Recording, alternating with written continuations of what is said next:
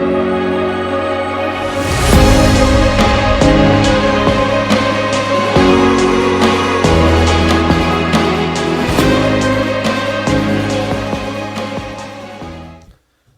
pessoal, bom dia, boa tarde, boa noite. Estamos dando início a mais um episódio do Parabolando Podcast. E aí, Alfredo, tudo beleza? Tudo, graças a Deus, tudo tranquilo. E aí, ó, rapaz, grande surpresa hoje, hein, Alfredo? Esse episódio, rapaz, olha, eu estou ansioso pra gente decifrar hoje e a gente aproveitar esse episódio maravilhoso do Parabolando Podcast, que nós vamos falar hoje sobre a besta que matou as testemunhas que foram faladas no episódio passado. E o Alfredo também vai falar hoje, né, quem são essas duas testemunhas de acordo com o nosso entendimento, de acordo com a palavra de Deus na nossa visão, tá bom? Então é isso aí, nossos episódios estão ao ar na segunda-feira, às 8 horas da noite, horário dos Estados Unidos, e às 9 horas, aí, horário do Brasil. Estamos no YouTube, Instagram, Facebook, estamos na radioaibo.com. Já passamos aí dos 1.700 inscritos. Que maravilha. Rumo aos 1.800 e por aí vai. Não deixe de compartilhar, tá bom? Muito importante. E dar o seu joinha e também fazer o seu comentário. Seja bem-vindo mais uma vez, Alfredo. Muito obrigado por você estar aqui conosco mais uma vez. Eu agradeço. E hoje estaremos aí falando sobre esse episódio que continua, né, em Apocalipse 11. Falamos na semana passada sobre as duas testemunhas e hoje vamos continuar. Alfredo, você está com a bola porque o assunto é muito rico. Diga lá. Então vamos lá. Um bom dia, uma boa tarde e uma boa noite a todos. Vamos continuar então de onde paramos a semana passada, no episódio que nós falamos sobre as duas testemunhas, né? Uhum. E nós fomos pelo método de eliminação. Ok. Né? Uhum. Fomos eliminando as que provavelmente não seriam.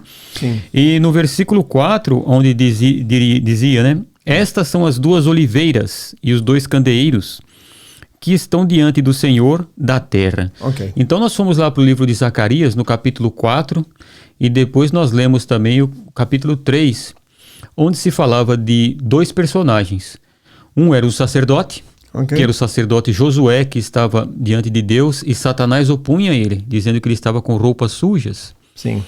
E aí o Senhor disse, o Senhor te repreende, Satanás, né? Então foi dado novas roupas para Josué, um novo turbante, vestiu ele, e ele disse, olha, isso é um tição tirado do fogo, né? Isso é um homem purificado por Deus. Ok.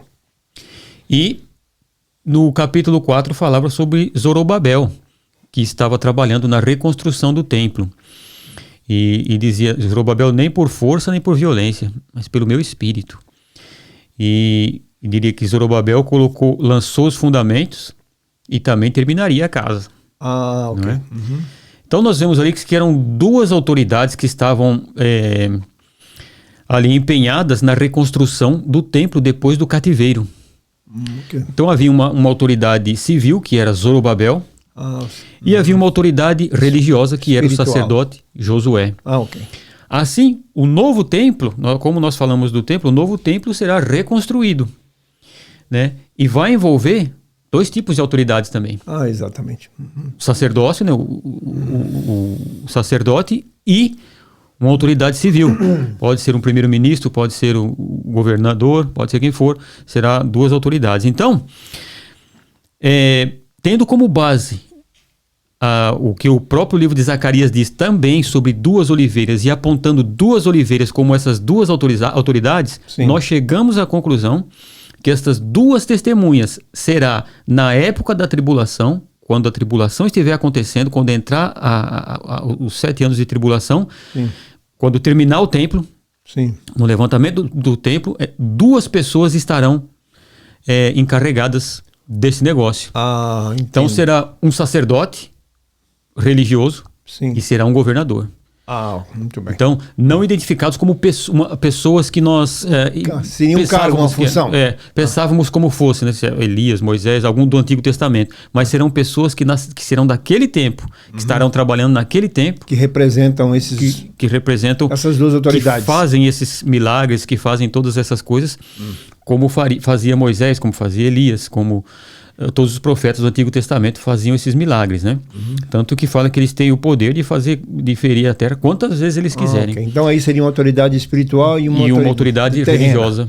Okay. Civil e religiosa. Então serão dois homens. Sim. Um será civil e o outro religioso, que nesta época vão se levantar contra tudo que estiver acontecendo. Nós vamos ver aqui no decorrer da história. Sim. como Deus chama Israel aqui. Então, porque aqui então não acontece uma ressurreição como muitos imaginam. Não. Tá? Porque não. Seria o quê? Ressurgir 2 vezes? 2 vezes. Você entendeu? Então, o que acontece? Representa. Representa, exato. Okay. Então, o que acontece? Vocês vão ver que eles estarão profetizando contra todo o pecado, contra todo o mal, contra todo o engano que estiver acontecendo ali em Israel, causado pelo falso profeta e pelo anticristo. Daqui a pouco a gente vai ver o resultado. E nós vamos ver aqui como Deus vai chamar Jerusalém nesta época, por causa das coisas que estarão acontecendo lá. Vamos ver até onde a gente vai conseguir chegar aqui, né? Porque é muito forte aqui essa próxima parte aqui, e o Alfredo já vai começar aqui agora, no versículo 5. Ok, então o versículo 5 diz assim: se alguém lhes quiser causar mal, das suas bocas sairá fogo, e devorará os seus inimigos. Se alguém lhes quiser causar mal, importa que assim seja morto. Então eles serão, esses 2 homens, serão revestidos de uma autoridade muito grande, uma autoridade dada por Deus, e que da boca deles sairá fogo, e para devorar os seus inimigos. Então, no tempo determinado em que Deus der para eles estiverem profetizando, para eles estiverem falando contra, porque o ponto principal aqui da profecia, sim, não é simplesmente como faziam os profetas do Antigo Testamento. Eram 2 tipos de ministério que eles usavam. Os profetas profetizavam sobre coisas futuras, como nós já vimos, e os profetas denunciavam o pecado do povo. Isso era um trabalho muito importante dos profetas no Antigo Testamento, talvez até maior, né? Que eles viviam sempre denunciando o pecado. Vocês se desviaram da lei, vocês se desviaram do Senhor, vai acontecer isso, isso e isso por causa do pecado cometido.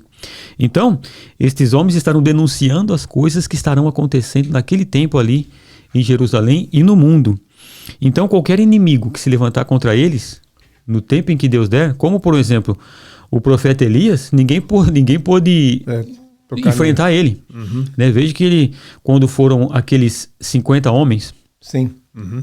Olha, o rei quer falar com você, homem de Deus. Ele disse, se eu sou homem de Deus, que desça fogo do céu e consuma você e todos que estão com vocês. Sim. E foram por 3 vezes lá. Depois o último já foi e falou, pelo amor de Deus, não faz nada comigo não, vai lá falar com ele, por favor. Tudo certo. Uhum. Então, assim será o poder desses homens nesta época. Importa que seja morto quem se levantar contra eles. Muito bem. E parece que são invencíveis, né? Imbatíveis aqui, né? No versículo 6 diz assim... Espera um pouquinho, só um pouquinho. sim, continua, tá? Uhum. Uhum. Estes homens têm poder para fechar o céu, para que não chova nos dias da sua profecia. E têm poder sobre as águas para convertê-las em sangue e para ferir a terra com toda sorte de pragas, quantas vezes quiserem. Rapaz, é muito poder, hein? Esse é o poder de Deus.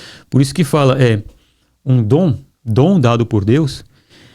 Quem tem o dom, ele opera quantas vezes quiser, da maneira que quiser. Assim como era, por exemplo, o dom de cura que tinham os primeiros, os apóstolos. Sim.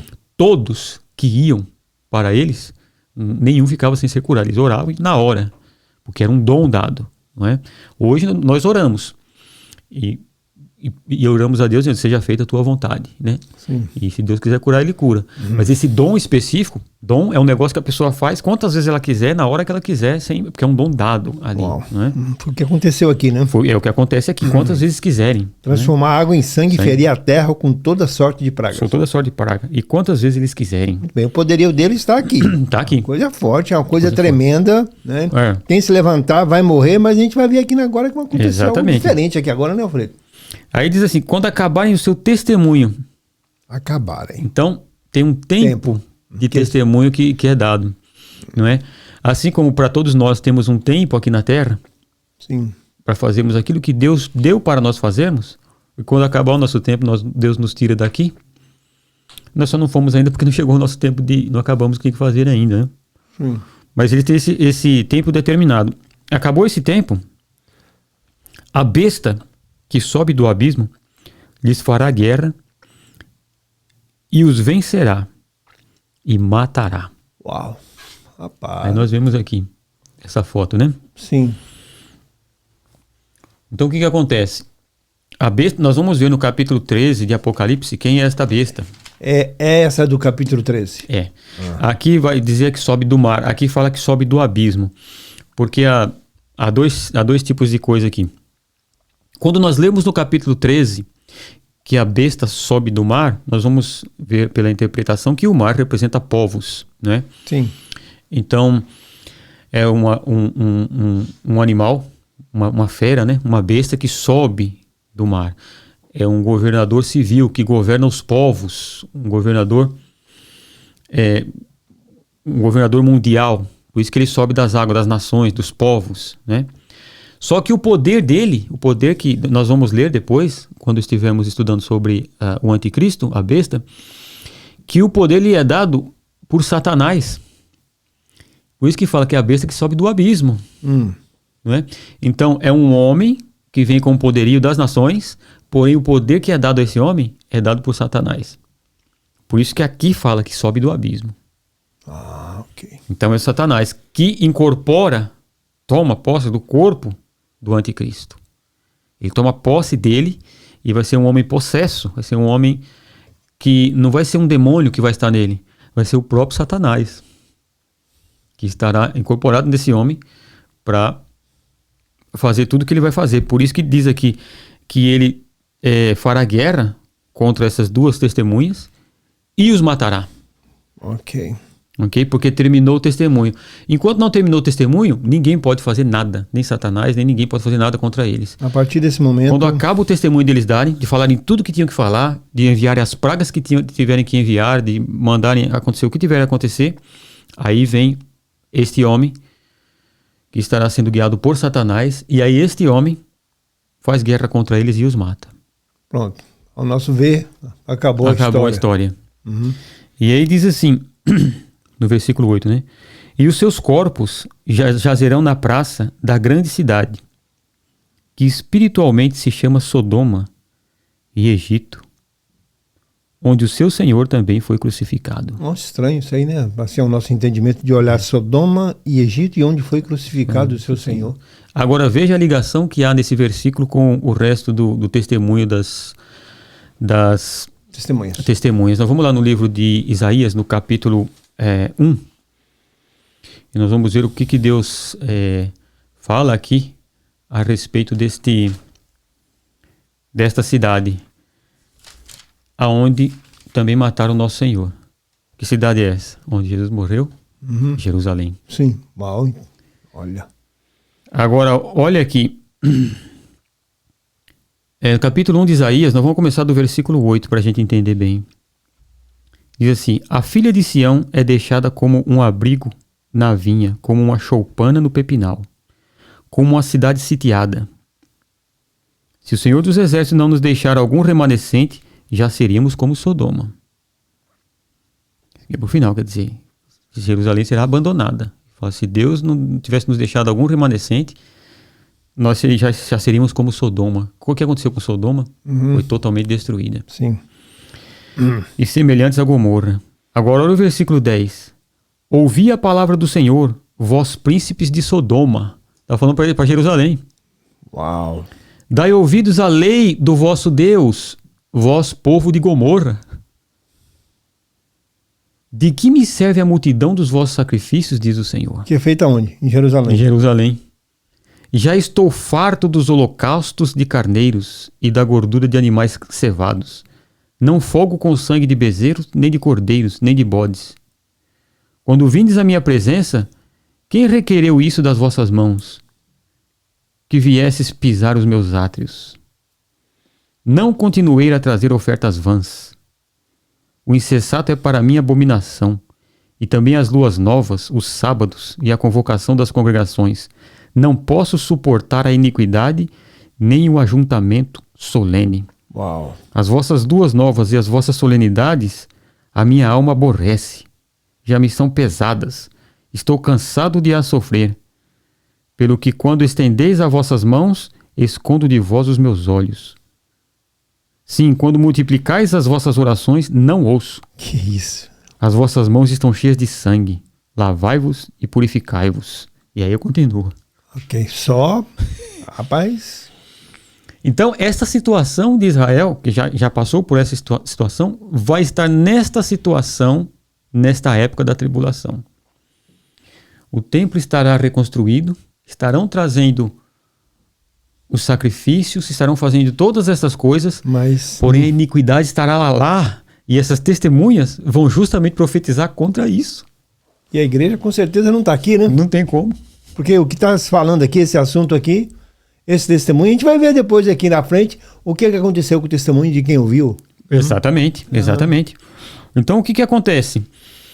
Quando fala na cidade que espiritualmente se chama Sodoma e Egito, é por causa das abominações que haviam em Sodoma. Sim. E por causa dos pecados que haviam no Egito, da escravidão que havia no Egito, do passado. Então, é chamado espiritualmente isso. Então, você olha os pecados de Sodoma e olha os pecados do Egito, e você fala, estará desse jeito Jerusalém na época da tribulação. E é por isso que essas testemunhas se levantam. Porque quando se levantar o templo, imagine quando o povo de Israel ver o terceiro templo levantado. E como a gente tem falado aqui, ó, os seus cadáveres ficarão expostos. A falta de sepultamento, né, é uma desonra, né? Exatamente. Eles estão sendo, além de mortos, eles estão sendo desonrados mesmo depois da morte. Diz assim, ó, os seus corpos jazerão na praça da grande cidade. Não sepulta. Deixa aí para os aves comer, porque assim se faziam quando se matavam pessoas e vinha a profecia e dizia assim, olha, seus corpos não encontrarão sepulcro, serão comidos pelas aves do céu e pelos animais do campo. Aconteceu lá com Saul e Exatamente. E os filhos de Rispa lá. Exatamente, foi isso que aconteceu. Então, eles querem desonrar esses dois profetas e querem mostrar para as pessoas que eles não eram profetas de Deus. E morreram, né? Morreram, não são profetas de Deus, morreram e o corpo, nem sepulcro é dado para eles. Ok. Né? E aí diz assim, no versículo 9: homens de vários povos, tribos, línguas e nações verão seus corpos mortos por 3 dias e meio e não permitirão que sejam sepultados. Né? São 3 dias e meio. Aí você olha aqui, homens de vários povos, tribos, línguas e nações verão seus corpos. Ora, se os corpos deles estarão em Jerusalém, como é que os homens de todos os povos, tribos, línguas e nações vão ver esses corpos? É que o Espírito Santo já entendia de satélite, de televisão, de tudo que se imaginar. Uau, vai estar lá exposto, né, meu amigo? Você vai ver abrindo o jornal das 8 mostrando, e hoje morreram as 2 testemunhas que estavam fazendo mal a todo mundo no mundo. Mal? Ué, como é que é mal? Oh, yeah. Sabe como é que é, irmãos? Rapaz. Vocês acham que o que está acontecendo hoje, você fala, fake news, a mídia está assim. Esse é o trabalho da mídia. Sim. Então você vai, quando você liga o jornal, hoje foram mortos os 2 homens que perturbavam a terra, que tiravam a paz das pessoas. Eles chamaram o que, Elias? Lá vem quem? Perturbador de Israel. Lá vem o perturbador de Israel. Olha aqui, vamos lá. Já, rapaz. Então... Alfredinho, como diz o outro, tô ligado, liga lá. Então você vê, né? Todos verão, porque vai ser o assunto mundial. Gente de todos. Exato. Os povos, tribos, línguas e nações contemplarão em rede mundial. Rede mundial de rádio e televisão e internet. E o que você pensar, os seus cadáveres, e não permitirão que sejam sepultados. Tá aí, ó. Tá vendo aqui, ó? Aqueles que estavam profetizando aqui, ó. Olha aí, ó. Olha só, tiramos aqui 3 dias e meio para ver aqui os homens que perturbavam a terra, que não deixavam ter paz no mundo. A paz falsa que o anticristo vem trazer. Sim. Não é? Esses eram o perturbador da paz. Sim. Olha o versículo 10. Esse é mais forte ainda. Olha, os que habitavam na terra se regozijarão sobre eles e se alegrarão e mandarão presentes uns aos outros, porque estes 2 profetas tinham atormentado os que habitam sobre a terra. Uau. Então isso aqui seria como que um Natal satânico. Sim. Né? Os homens vão começar a mandar presente um para os outros. Olha que alegria. Rapaz. Aqueles que atormentaram a terra por esses 3 anos e meio aqui, olha o que aconteceram com eles. É por isso que nós vamos ver para frente, quando os povos adorarem a besta, eles dirão assim, quem poderá resistir, quem poderá enfrentar a besta? Né? Porque matou os 2 profetas. Não é? Autoridades aqui, né? Os caras aqui, rapaz, os caras faziam o quê, rapaz? Aqui, o que eles faziam? Tá aqui, ó. Transformava água em sangue e feria a terra com toda sorte de pragas. Quantas vezes desejarem? Quer dizer, eles eram os caras. Eram. Então, quando há a profecia, o apontamento do erro, Sim. você é um perturbador. Quando põe a mão na ferida do pecado do povo. Ok. Não é? Isso tira a paz. Por quê? Será que nós já estamos atormentando alguém? Não. Esse é o grande problema, né? Sim. Por que as pessoas odeiam tanto a igreja? Sim. Né? A primeira coisa, a igreja, ela prega que todos são pecadores e ninguém é merecedor. Okay, inclusive os pregadores. Né? Os pregadores. Mas o mundo, ele vive de mérito. Medalha de honra ao mérito. Você fez um bom trabalho. A exaltação do homem. Sim. A igreja prega justamente a humilhação do homem e a exaltação do Cristo. Okay. Né? Então, as pessoas odeiam, dizem, não, você não pode fazer isso, tal, né? Segundo, a igreja prega que ninguém pode se salvar, ninguém é digno, né? Só Cristo fez. 3 dias e meio, Alfredo? Tem algum significado específico? Você vê que são 3 anos e meio. Ah, ok. Né? E eles ficam lá 3 dias e meio. Okay. Justamente para dizer, olha, tá vendo? Os 3 dias e meio vão representar os 3 anos e meio que eles perturbaram. Agora todo mundo vai ver. Porque é o tempo que eles, né? O tempo do testemunho. O tempo do testemunho deles, 3 anos e meio. Então, aí, ó, tá representando os 3 anos e meio que eles nos perturbaram. Sim. Agora vão ficar aí sendo mortos para todo mundo ver. O que acontece, quem se levanta contra o grande governador do mundo que trouxe a paz. Sim. E é por isso que quando Jesus ele vai ascender aos céus, ele diz para os discípulos assim: eu vos deixo a paz, eu vos dou a minha paz, não vou lá dou como o mundo dá. Ok. Que a paz do mundo é essa paz do anticristo. Muito bem. Não é? Depois diz assim, versículo 11. Depois daqueles 3 dias e meio, o Espírito de vida, vindo de Deus, entrou neles e puseram-se de pé. E caiu grande temor sobre os que os viram. Que cena. Agora imagina, todos os canais de TV ali, olha, 3 dias, já faz 3 dias e meio, né? Não vai chegar ao quarto. Sim. Mostrando aqui, ó, hoje ainda estão os corpos deles, olha lá. Aí de repente eles se levantam. Eita, menino. Na frente de todo mundo. Sorria, você está sendo filmado. O povo que estiver ali olhando, que estiver vendo a última notícia do jornal e que vê esses homens levantarem, imagine como é que eles vão ficarem. Sim. Né? Olha, depois daqueles 3 dias e meio, o Espírito de vida, vindo de Deus, entrou neles. E puseram-se de pé. E aí diz que caiu grande temor. Imagina a pessoa vendo aquilo e ver esses homens levantar. Foram mortos pelo anticristo. Está lá assassinado, morto. De repente se levanta e fala, uau, o que está acontecendo? Então ouviram uma grande voz do céu que lhes dizia: subi para aqui. E subiram ao céu em uma nuvem, e os seus inimigos os viram. Meu amigo. Ok. Então, esse é o final. Sempre, o final da igreja sempre é esse. A igreja vai, o povo de Deus vai, os profetas vão, profetizam, são perseguidos, são mortos, mas depois ressuscitam, depois se levantam. O final é vida, né? Para eles. Muito bem. Então a cena será uma cena tremenda, essa voz vindo do céu, dizendo, suba para cá, e eles começarem a subir. E todo mundo filmando e dizendo, meu Deus, o que está acontecendo? Porque hoje o celularzinho você imagina? O mundo inteiro vê esses homens, vão ficar com muito temor, vão ficar, né, dizendo o que está acontecendo. E aí no versículo 13 diz assim, naquela mesma hora, houve um grande terremoto e caiu a 10ª parte da cidade. 10% da cidade cai no terremoto. No terremoto foram mortos 7.000 homens. E os demais ficaram atemorizados e deram glórias ao Deus do céu. Okay. Então, esses que dão glória ao Deus do céu são aqueles que estão na tribulação, que não receberam a marca ainda do anticristo. Estão por ali ainda. Estão por ali, eles olham e falam, isso é Deus mesmo. E estes vão dar glória a Deus. Sim. Que vindo da parte daquele lá, porque nós já passamos por esse episódio. Esses vieram da grande tribulação. É esse momento aqui que está acontecendo. Aqui. Exatamente. Agora veja, naquele terremoto que o irmão passou no Nepal, quantas pessoas morreram? 10.000. 10.000. Contadas. Né? Contadas. Isso no país inteiro, né? Sim. Isso aqui só na cidade de Jerusalém serão 7.000. Sim.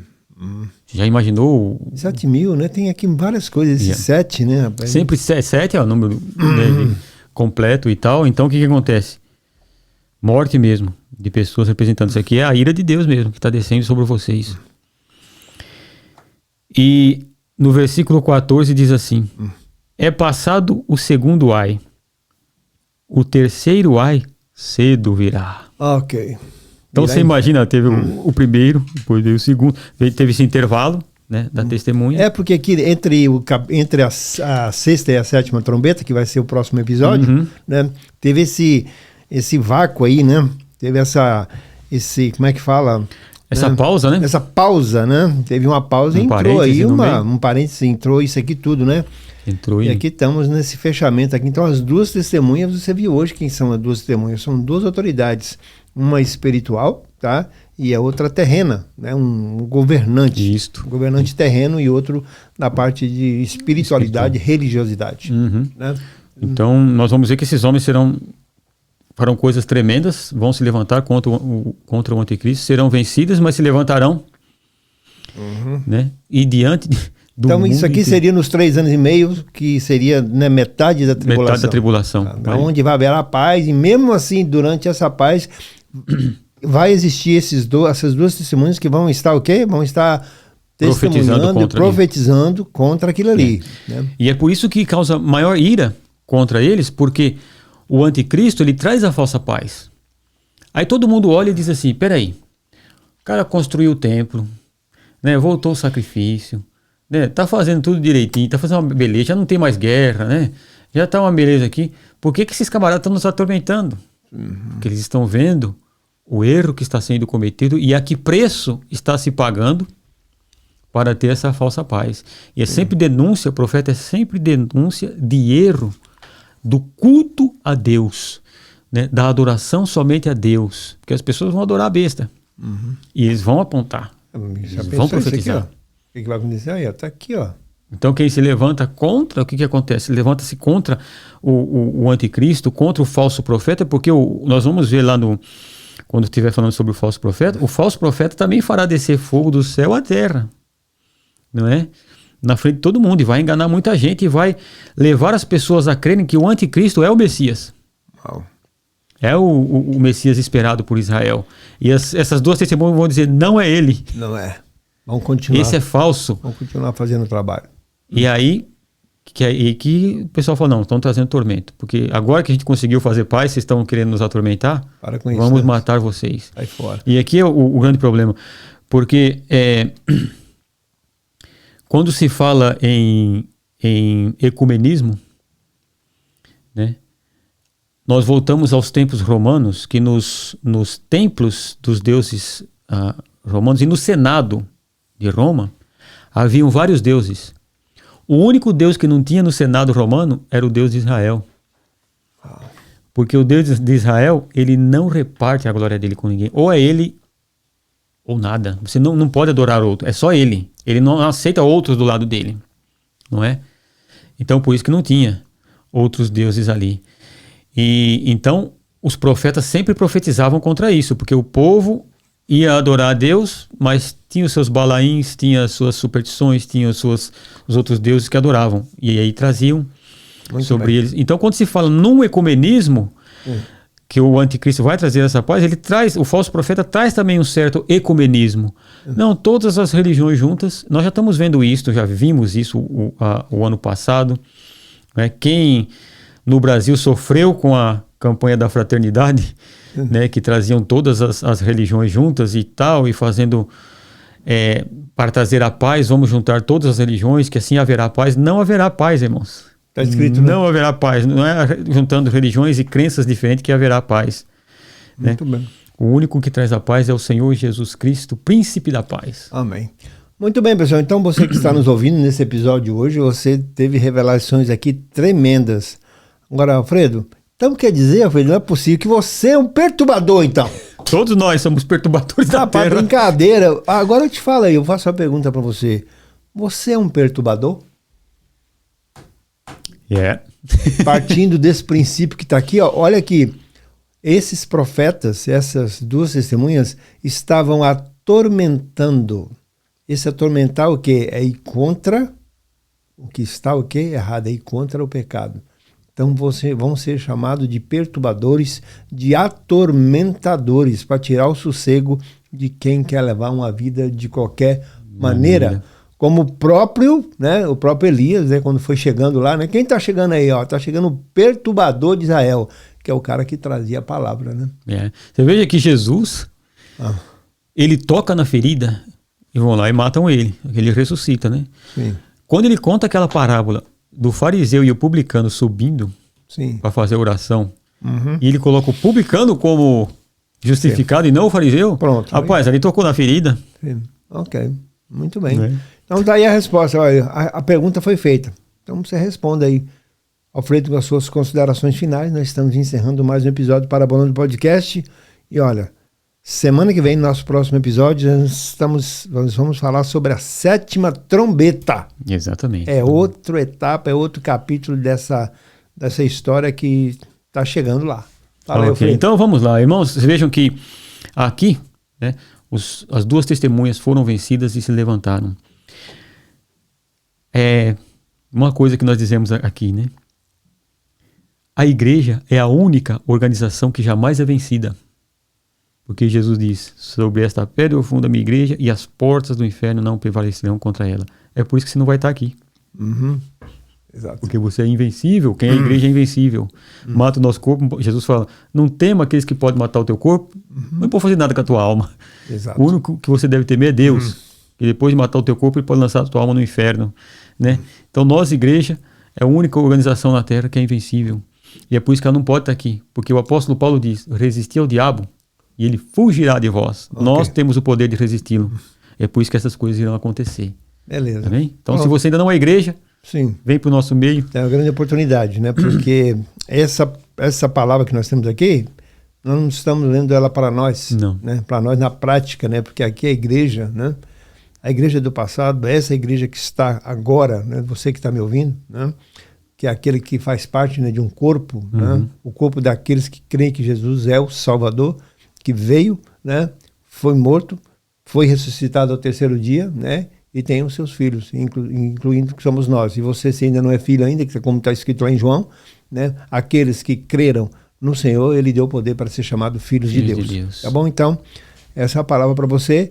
E não deixe de compartilhar esse episódio, que eu tenho certeza que foi muito interessante, muito bom, para que a gente possa aprender muito e que outras pessoas também possam aprender e saber do que a palavra nos diz. Então nos vemos até o próximo episódio, onde vai estar sendo tocada a 7ª trombeta. Aguardo você. Tchau, tchau. Tchau, tchau.